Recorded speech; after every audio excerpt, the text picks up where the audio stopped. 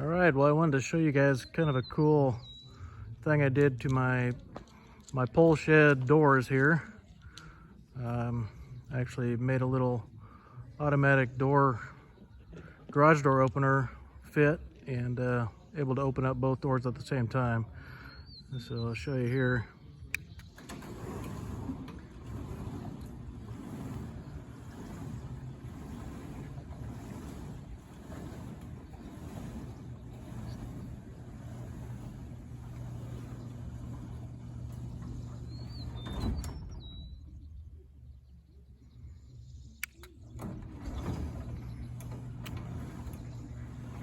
I'll show you the workings on the inside here, what I ended up doing to get this to work.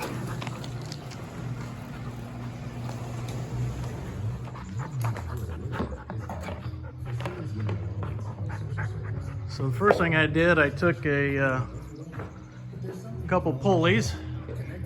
You can see that there. A couple pulleys and some 90-degree brackets. Attached them to each door. And you'll see the same thing over here, obviously. Got a pulley there. Just got a couple wall mount pulleys from Amazon. And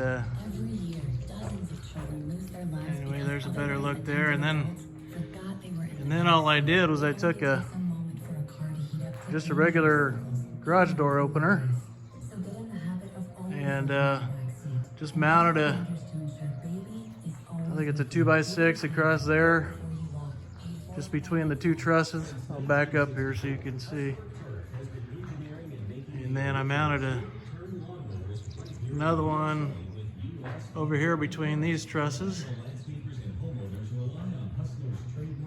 and mounted that there. And anyway, I just connected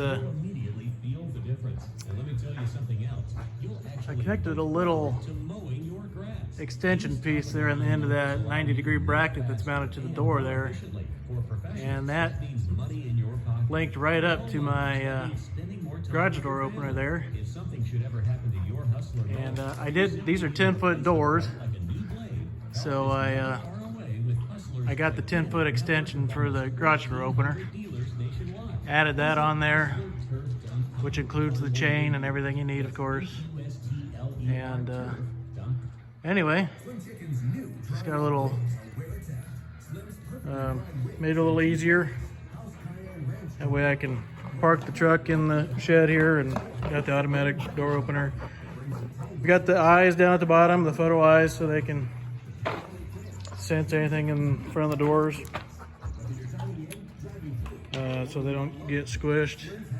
And then over here by the door, I just mounted the push button here, and just put some wires up and around over to the garage door opener. One thing I did do is just to keep it in the track. I just hollowed out a 2x6 treated board here, stuck it in, put a little crushed rock underneath of it. That works pretty good. It'll at least work until I get some concrete poured, and I'll put some sort of channel in the concrete. And I just attached it there just to hold it in place.